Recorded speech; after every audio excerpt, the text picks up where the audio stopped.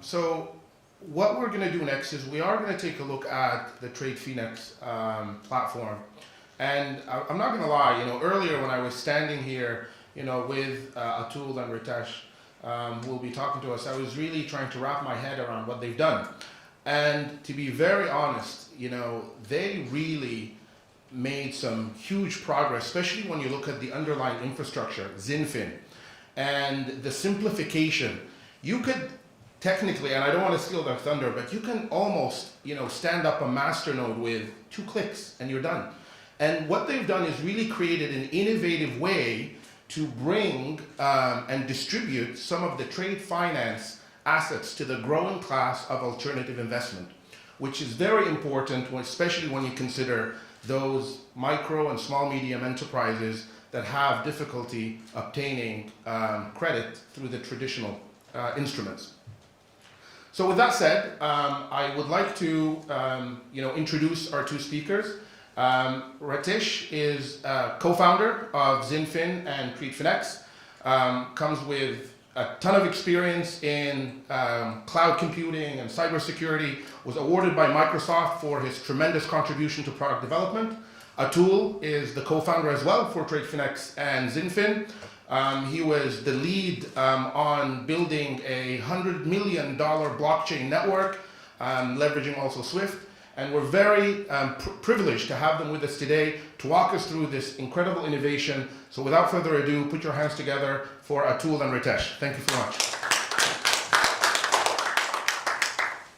Thank you, Avi, for that introduction. And thank you, Dr. Bhaskar Das Gupta, for being so encouraging and briefing people about Abu Dhabi global markets. So, the good thing about big starts is they always start small.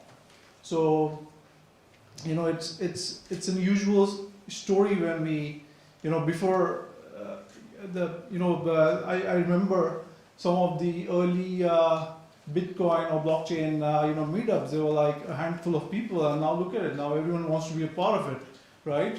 So, I think a lot of you are curious, and a lot of market is curious, but they're trying to get the hang of how things is going to eventually work, and that's actually kind of our job, and we've done it successfully previously, and we are here to do it, again.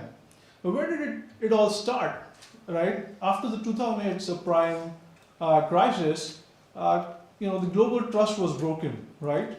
And after that, there was, this demonstration by the first, the brand ambassador, which is not perceived obviously in a positive way, the Bitcoin blockchain, to showcase that people can be brought together on a fully technological network, provide transparency and trust, right? And the underlying technology itself was it was not really developed in that year. It was like years and years of research. And that was, the first use case that was, proven by Bitcoin itself. And we soon realized that, look, this use case, right now, the proposed use case is kind of, some people are using it, but it's not really favorite. Most people don't like it yet, right? Especially regulators and banks, or a large part of the ecosystem doesn't get it yet.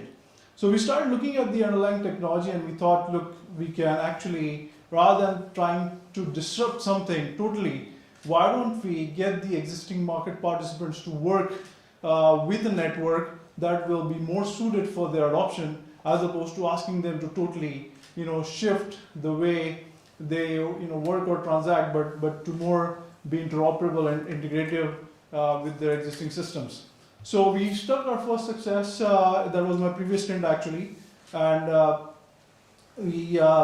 I set up led creation of one of the first production blockchain that was set up initially only by 3 banks, and then now currently has 26 banks and and the entire Swift network using it. In the last funding round, it was valued around $100 million or so. So that's where we actually were able to prove that blockchain indeed was an underlying technology that could work if applied in the right environment to a real kind of problem solution. Now I'm going to keep aside technology for some time, and tell you about. Let's take a look at finance. Let's take the technology totally aside.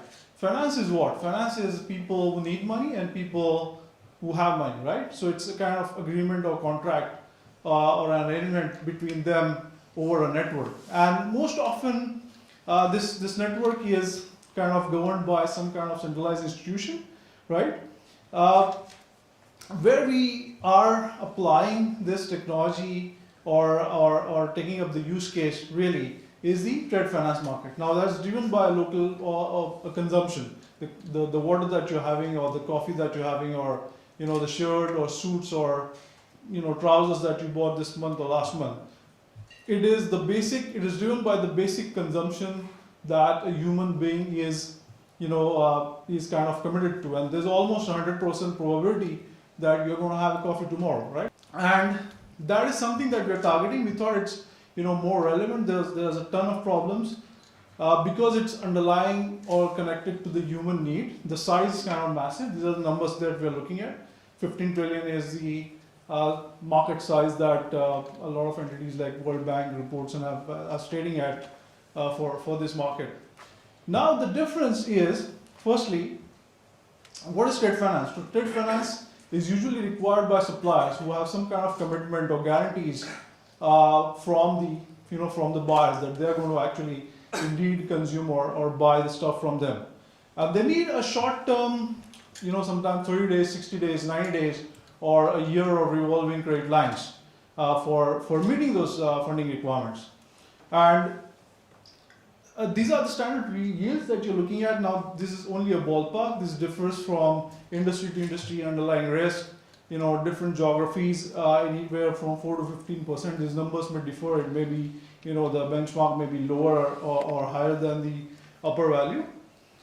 The only difference in this market is, first of all, everyone if you've read some of the recent reports, there's a lot of trend going towards or from financial institutions to go towards it. Secondly, it's actually it does affect a lot of bottom of the pyramid. So as Dr. Bhaskar Dasgupta said, there are a lot of SMEs involved in this market. That being said, today if you want to do an equity market investment or something, you can actually pull out a financial report of the company, right? And you can actually buy into the stock or something. So these are highly regulated securities market. The difference in trade finance is that you don't actually know what's inside the containers that are being carried on the ships, or what exactly the shipment or the supplies that this particular SME is kind of supplying, because there's no underlying visibility to it. So why does this market need a major innovation? Firstly, you have 450 million MSMEs, which constitute almost half of the world's population. So that's a very big market to think of. These are the people who want the money, right? Firstly, they are very, very difficult to onboard, from banks, financial institutions, getting their credit information, getting to know their underlying risk. It's very, very difficult to onboard them. Yet at the same time, what are these people really? They are either some kind of suppliers, either a tier 1, tier 2, or tier 3 supplier for some kind of buyer, a large corporate, or they are they are kind of a reseller. So as per the report from Asian Development Bank, there's actually a $1.5 trillion funding gap between the actual funding that's done to this market as opposed to the funding that they need. So this is one side of the equation. On the other side, there's an ever increasing capital, right, that's available in the market to lend. And obviously capital, whoever wants to invest, the first thing they want to know is that they'll not lose the money. Secondly, they want to grow the money, and they want almost zero underlying risk, right? If you look at the market that's kind of shaping up for this, not just the bank's ability to lend is increasing, but there is totally this new alternative asset class market that is being shaped up. So if you look at private debt, the amount of private debt that is available to the world, it's triple to almost 200 billion, or actually I have to get this number checked, it's actually much larger than that. So you have all that capital available. Not just that, even the individuals, there are individual lenders out there who would like to lend money on peer-to-peer platforms. So on one side you have these borrowers who need the money, and on the other side you have so much of capital supply that's available for funding. So how do you actually connect this complex ecosystem? How do you connect this massive market together across jurisdictions, across trust, who are connected to different financial settlement systems? How do you make them to work together on trust? So what is TradeFinex? We thought there's a clear gap in the market. There's no connecting point between the one side to the other side, the borrowing side to the lending side, and we have basically devised a network for distribution of the loan assets to the alternative asset funders.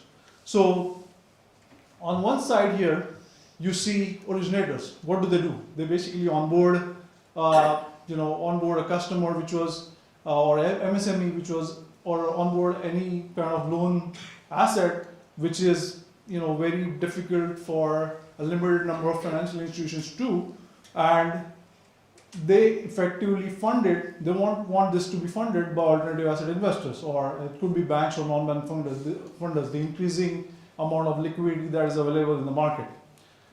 TradeFinex basically connects this network. Now I'm going to let Ritesh go deeper into how originators and the funders market have evolved, and why this network actually is required, and why we are seeing a great adoption right now in the global market coming in from these participants. Ritesh, I'll hand it over to you.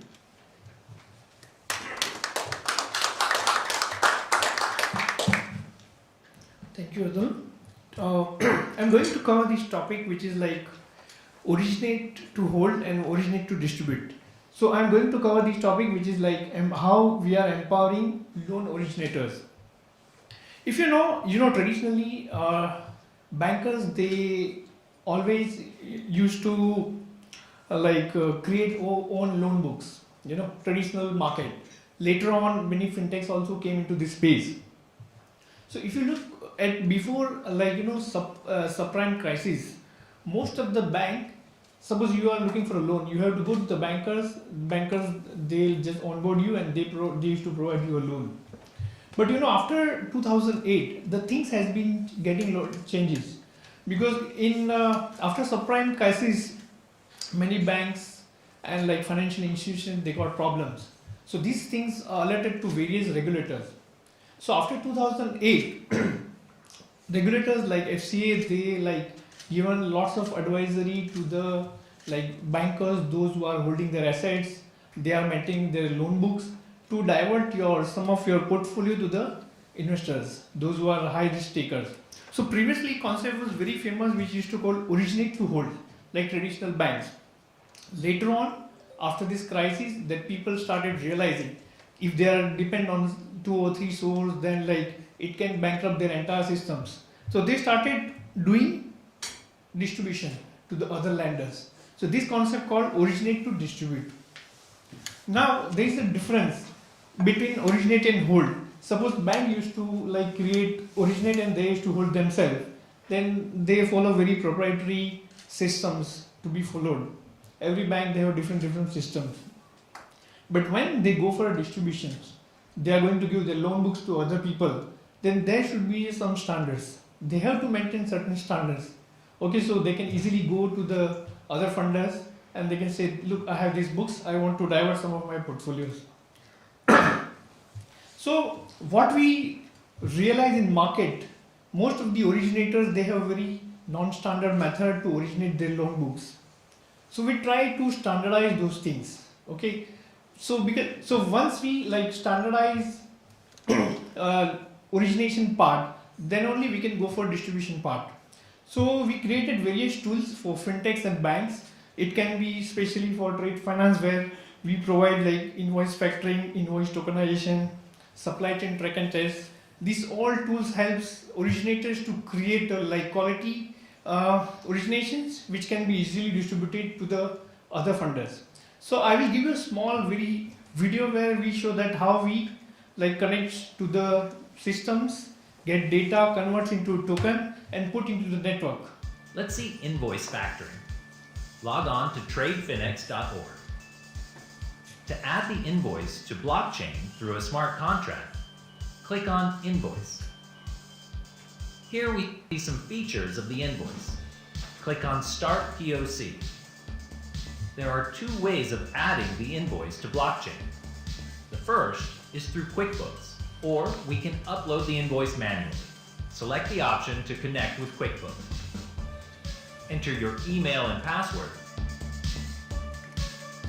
and connect your QuickBooks system.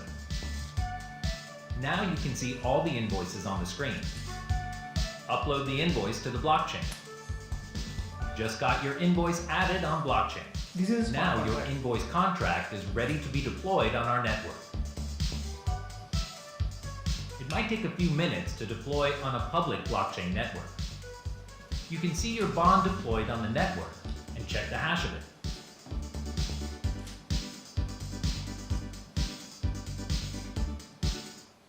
So here, there is no login password. Like, suppliers, buyers, they can just connect to their systems, they can get invoice, they can tokenize and put into the network without any. These are basically decentralized systems where we are importing everything. So here, like, we are creating like a tool for the people, or for the fintechs, for the banks to get like, a standard originations. Before I jump to other topic of distribution, I want to ask whether everybody understood that part of originations and what we do. If anyone have any question, please feel to ask me a question.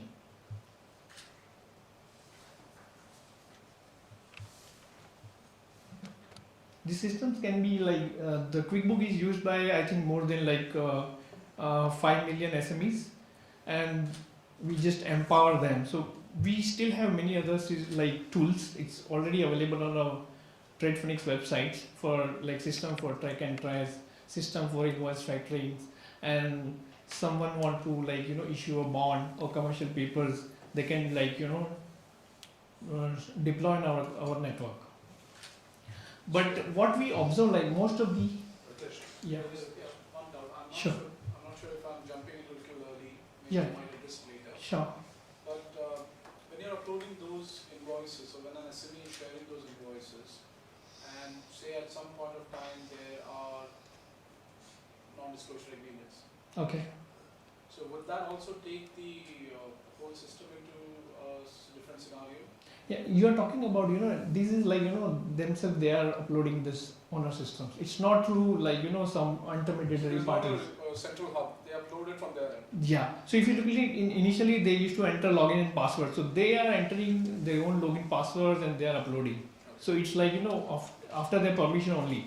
But when it comes to fintechs or banks, see, it's up to them. If they want to like, disclose into the network, they can disclose, because we already have a private state. And if they want to like communicate within some of your communities or members or funders, they can do that.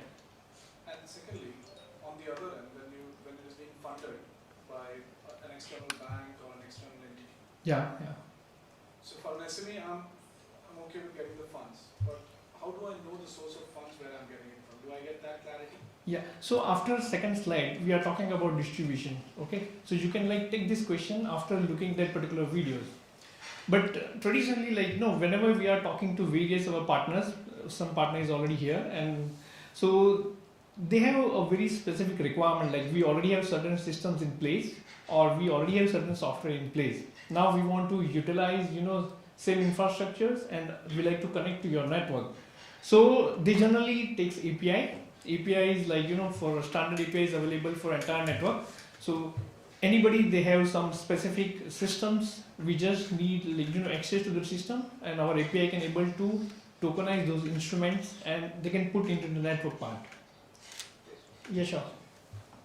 So as far as my understanding goes, an invoice to become an instrument of payment, it will only happen once the buyer has actually confirmed that it is good for payment. Right. Has that happened already? No. Here in this system, it's not happening. It's like upload by the suppliers. It's not approved by the buyer yet. So how will the financier or whoever is putting his money on the invoice know that he will actually get paid? See, here, like, what we advise, we advise to the fintechs, okay? Like, Finion and these people, they are specialized into like going through, check the KYC, check the credit reports. If they require, they like, consult them on an insurance part. And we advise them to consult them, and through that particular document, they have to tokenize and upload on our network. So it will like, reduce all the risks, and all the documents they can see financial, these all documents are available. So my lending is safe. So we generally, we don't do any end customers. We ask our fintechs partners or our bankers partners to take care of all like KYC, AMLs, and like, the risk part.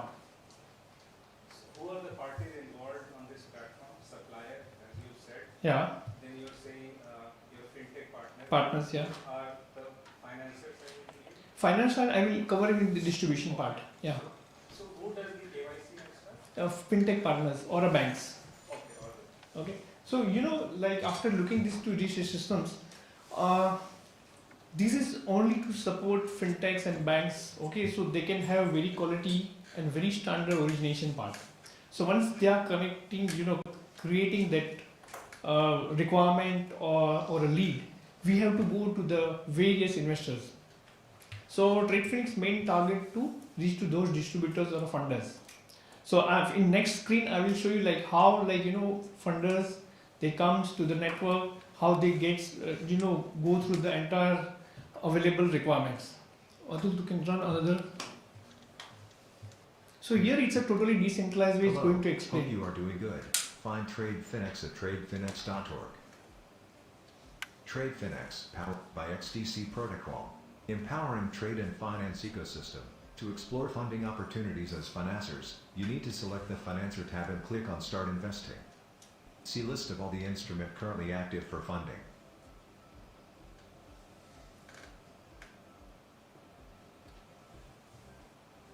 To review loan documents, need to click on Get Access.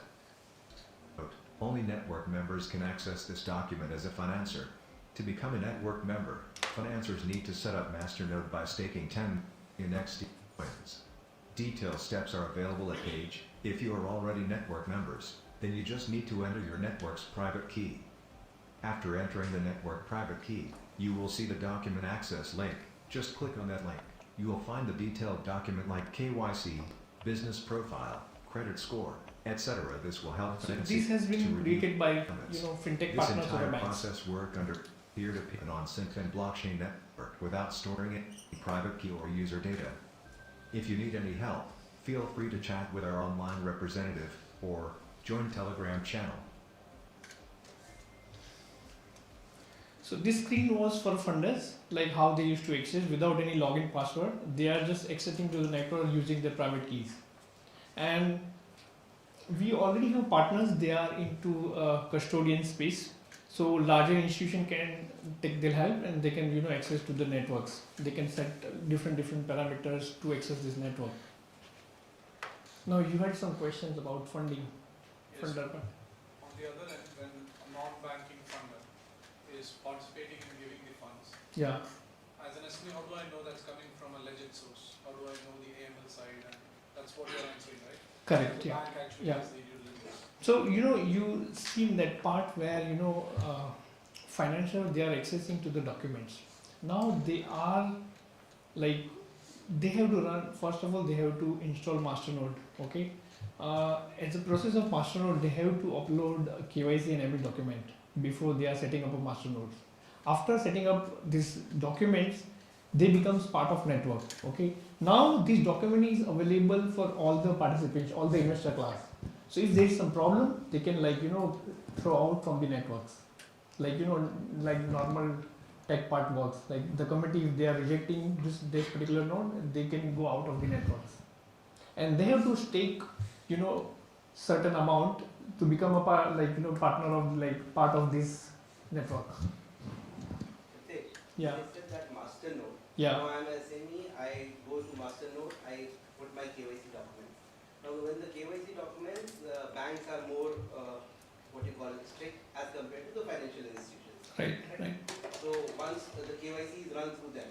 Right. Now they know that my company is eligible for bank or financial institutions. Now say I'm a big company, my KYC falls under that. Okay. Now my KYC passes through all. Okay. I put the invoice. Right. Now there are 7 banks and 5 financial institutions. Everybody wants to take that. Okay. Now before taking, in general, what happens? You have to set up a limit for a client. Right. Somebody has to set up a limit on me. Right. So it has to set up a company limit, or it's only that they invoice according to the invoice which party I am putting according case by case you take the limit. See, it's depend on the financials. Okay, after reviewing your case, you said that screen where financial they are accessing all your document, whether it's a credit report or your profiles or your balance sheets, everything put on a like blockchain network. They go through it, and if they want to fund, then they contact you directly, or through your like fintechs with whom you are like onboarding to these systems. And everything is totally on peer-to-peer network, where like you don't have to store any of your data, you don't have to store your login, you don't have to store any password. Even tomorrow site go disappear, by using MetaMask you can just enter to system and you can able to access your data. So it means my financials have, means all this, whoever they are fintech partner, they have access to all my data, right? Financials they have access to your data.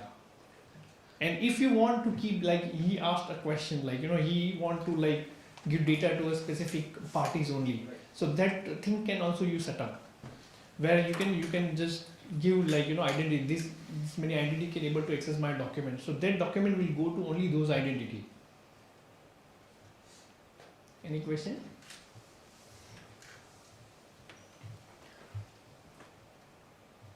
Excuse me. Yeah. Are you going to cover the fees at a later stage, or what would be the contribution taken by TradeFinex on this? Yeah. So we are only focused on our distributions because everybody wanted to go to the funders and like get funding. So our plan is only charge a very small fees to distribute a per document. And in future we are trying to do end-to-end where we can integrate all the stable coins and digital fiats, so they can get money also on like peer-to-peer way. So it will be depends on like what is the bill size, how much funding they got, and what was involvement from our fintechs or bankers partners they are having. So I'll invite again Atul for our next session. Thank you, Ritesh, for that. The demo is always engaging, and we have a couple of new participants to this session. Thank you for joining us. So again, a basic question that everyone would ask. The trade finance ecosystem works as it is right now, right? Why is blockchain even required?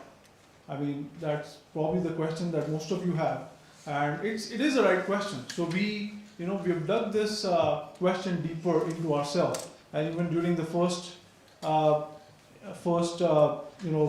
implementation that we did for the consortium of banks, the same question came up, like why do you even need it?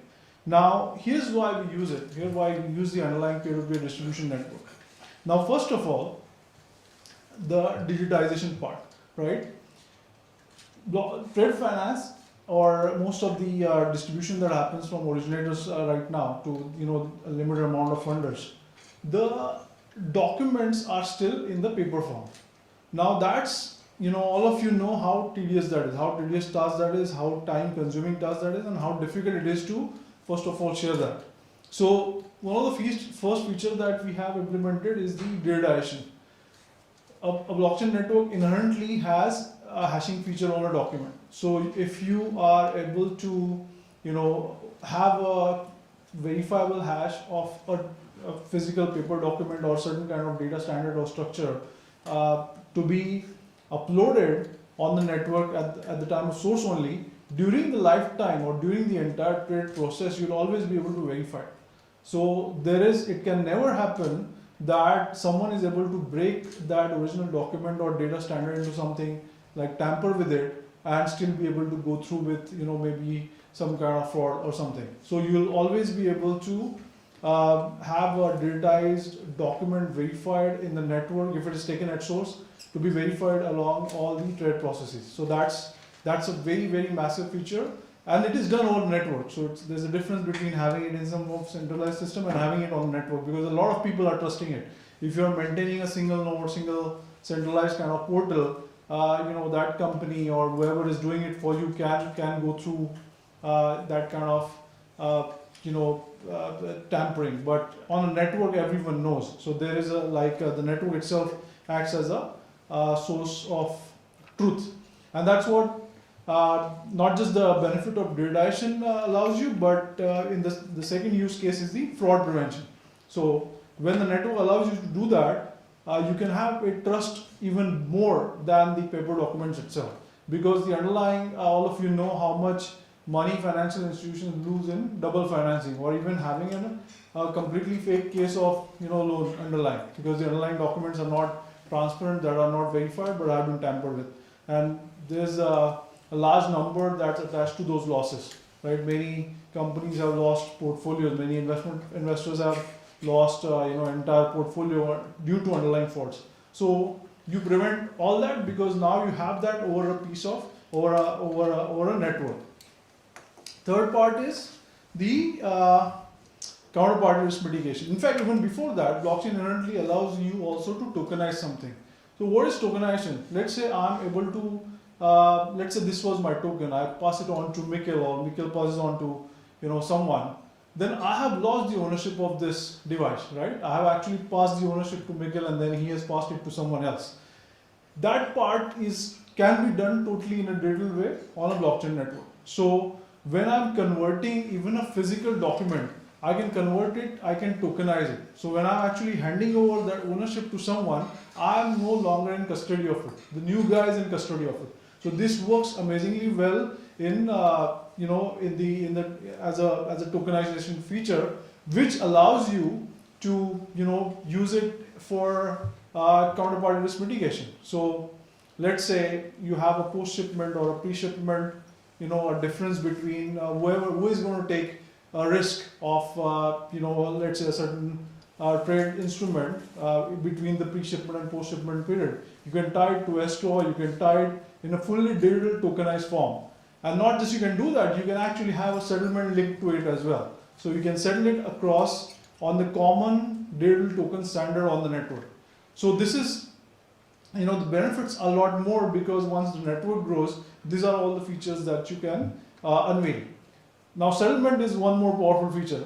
Not long ago, in fact just 3 or 4 days ago, you'll read that Bank of International Settlements and Bank of England had tied up to set up a pilot on central bank digital currencies, right? What this means is that all this is going to come up eventually, whether 2020 or 2021. If you have a common digital standard on a network, you can actually affect a settlement with it, with your fiat currency, either directly in your bank account, or whichever are the CB central bank digital currencies coming up by, whether Bank of England or anyone who are introducing it.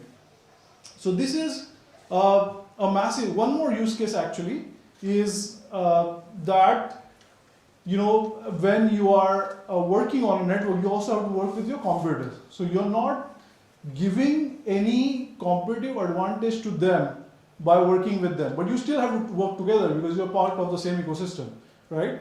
So that not being able to lose your competitive advantage, sharing data, yet in the same way, yet at the same time not able to lose your advantage is actually a massive use case, and that's why blockchain is an underlying strong network that kind of proves all this use cases, and this is the reason why we do have that implemented on our network. We have this video that basically explains it very simply what the underlying network is all about. You'll be able to see it.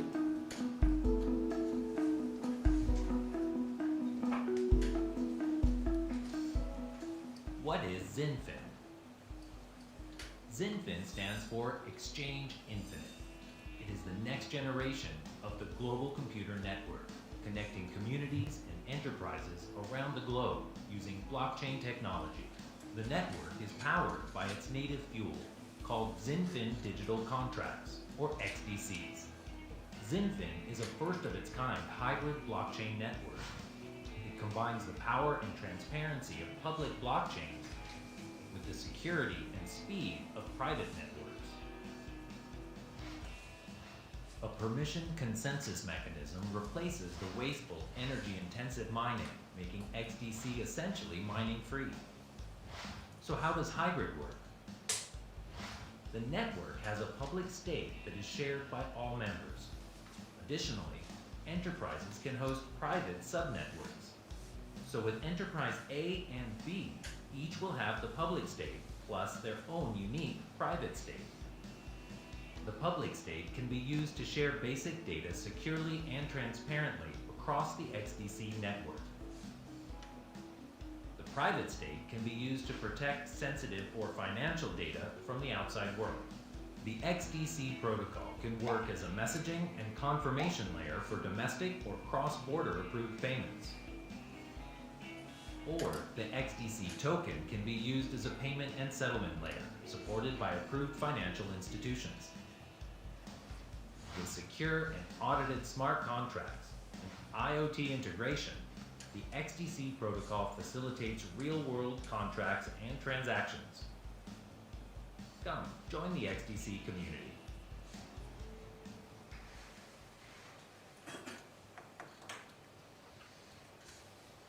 Yeah, Atul, can I just say something? Ladies and gentlemen, I just want to highlight what you just saw, that video, in my opinion, is really where the true innovation is. When you think about it, when blockchain first came out, you all heard about mining, and you got to solve a very complex algorithm, and it's so energy, so much energy consumption that happens. And these guys come up with this innovation where they're using something that is completely different. They oversimplified the entire process. And when you think about it, TradeFinex is one use case. But there is so much more you can do with this. And this is really what, really opened my eyes earlier today when I saw this and I was talking to the gentleman. So I highly recommend that, throughout this session, at the end, do talk to Atul and Ritesh about XinFin and about TradeFinex, but also about some of the other use cases, KYC, KYB, use cases around, you heard messaging, confirmation for like international remittances, payments. It's really like a huge step forward when you really think about it. So just food for thought, keep that in mind. Thank you.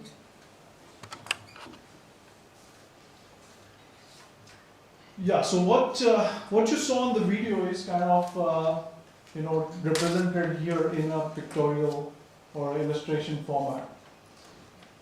As I said, when we started looking at some of the blockchain projects and why gave it a notorious kind of feature, or what was it that kept the regulators always uncomfortable, or the banks always uncomfortable, is that firstly, there were a ton of problems. Firstly, the infrastructure that you required to be part of such a network were really, really intensive. Like it was capital intensive. It was intensive in terms of the resources that you need.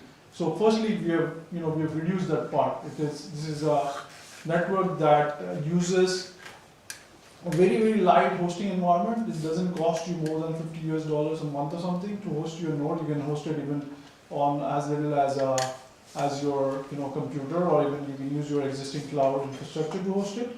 Not just that, you are able to integrate this network with your existing either origination platforms or settlement systems or whatever data sources or integration points in terms of API that you have. So and you can mask off that layer. You can keep that private, and yet at the same time have only verifiable hash of the information or confirmation that you want to pass to the other party. So that's one of the major features. In fact, if you search Google for hybrid blockchain, XinFin's name will come up. And we designed this after a lot of interaction with the actual market participants. What you need is obviously for originators, there's no requirement to be a node. You can just pass on you can distribute your loan assets to the network through simple APIs by using some other or a proxy node. but it's mandatory for funders to actually be part of a governance or the masternode or the council of this network. So you either have to be a masternode, for which once you want to be part of the network, there's a staking required. There's 10 million of the XDC coins that you have to stake, but you can unstake it also if you don't want to be part of it anymore. Comes from open market and you can sell it back on the open market. But if you want to step up your membership and if you want to be part of a much bigger involvement, whether it's a regulatory involvement or whether it's the network upgrades, whether it's integration with any upcoming projects around central bank digital currencies or anything that the bigger bodies come up with, you can do that if you are a governance node as well. The governance node needs staking of 100 million XDCs, but again, this is just staking, so you can stake it or unstake it. You can opt out if you don't want to be part of it. The biggest use case, as I said, in trade finance here is the underlying token acts as a risk mitigation layer for you. So, linking everything to tokens basically helps you, verify the documents, do the tokenization of the documents or underlying instruments, but also risk mitigate through a common token standard. So you can actually settle your invoice to a token and then actually settle it against a fiat currency in whichever regulated market that you have. Currently, in fact, we do have partnership with JP Morgan backed USDC project, so there's some liquidity of XDC on that. There's also some liquidity of XDC against Indonesian rupiah, and we are actively working on enhancing this liquidity.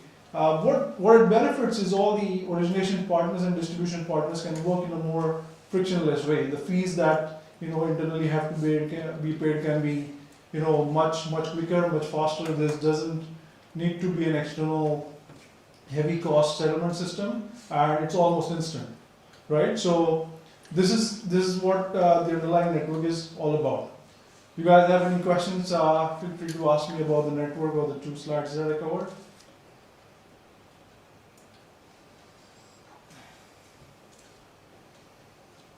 Sure. Previous slide. I just wanted to understand in this case that you have the one that you showed, This one, the figure here. Ramco, etc. Next page. Oh, next page. Yeah. Oh, Ritesh will be covering. Pilot. Sure. So what exactly did you do? You guys do?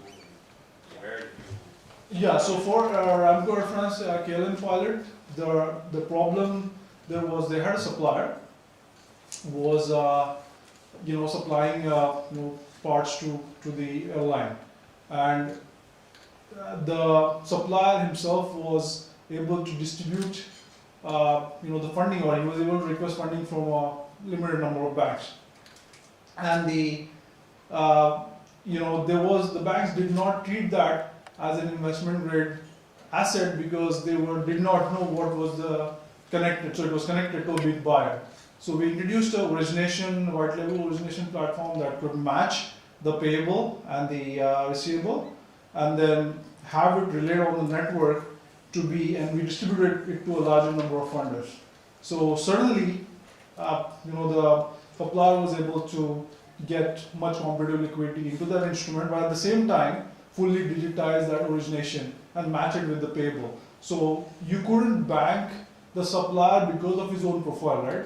But the fact that you were able to match his receivable with the payable from the ERP system of the buyer, you were able to turn that into a investment grade origination for a larger distributors or funders to come in and buy into it. I'll let Ritesh do the last couple of slides. I will explain you about our current partners and what we do with these partners and why we have this kind of partners. So as Atul given a brief about, we done with very interesting pilots with Air France KLM, and we already have a document like what we have done in detail, so we can share with you after this in coffee break. So we have partners called Ramco. Ramco, they are one of the biggest ERP company. They serve to many Fortune 500 customers. So what we do, we just get permission from the client, like we took permission from Ramco Air France KLM lab, and like we fetch data from the systems, like we integrated on our networks, and like we asked funders to like look at the documents and everything is on place. So that pilot was very interesting and very innovative, and many Singaporean governments and they like appreciated that particular use cases because it was the first use case, and like everybody was talking about blockchain, but it was the first use case according to Singapore government. We have another partner which is R3. R3, they are only like dealing with the larger institutions and banks. They are a consortium of around like 300 plus regulated banks. So if you go to R3 side, you can see our name that we are the partners, and we are talking on our various use cases for larger institutions. We provide technology, we provide solution, we provide API, standard API, which is not very standard, but it's like if you look at blockchain network, they have certain rules to be followed. So we just given him a better UI, so all institutions they can able to understand how to interact with the systems, how to put data into block, how to convert into smart contract, how to interact with that particular smart contract token. And we have like partners OMFIF. They are basically a forum for the regulators, and we keep doing many events with OMFIF, and they do mostly with all the governments and bankers. Atul, just give a brief about like JP Morgan backed digital fiat coin, which is like the name of coin, like it's a circle. That circle, they are backed by JP Morgan. It's a regulated fiat currency, digital fiat currency. So we have this, like we are one of the very early partner with the circle, where we use this digital fiat to do instant settlement of USD. Right now, some country takes some time, like 3 days, 4 days, 5 times to get the settlement. So if we are using that digital coin of USDT, which is backed by JP Morgan, and it can be encashable whenever required. Suppose supplier say I want money in USD in my bank account, they just process this process in around 90 plus countries. We are like InSoft, like they are like 20 years old cloud company, so we use their expertise to set up our network into decentralized way. Asucoin is one of the leading association for the SME, like they have more than like 30 or 40,000 members. So we try to give them this technology, so like how SME can utilize this technology for their use. And if you look at the last one, there was one white paper, like by the World Trade Organization, International Chamber of Commerce. They feature TradeFinex as a network of networks. So they feature around 5-6 companies, and they see like where the technology is going, and in trade finance plays how we can play the role. So they give us a tag of network. So we are not a private marketplace, but we are a network where we are connecting fintechs, banks, SMEs to our network. We have 2 more partners which we are going to announce after a coffee break. One is very interesting, they are into a digital custodian, and other is like guy came from London. So we will speak after like a short break.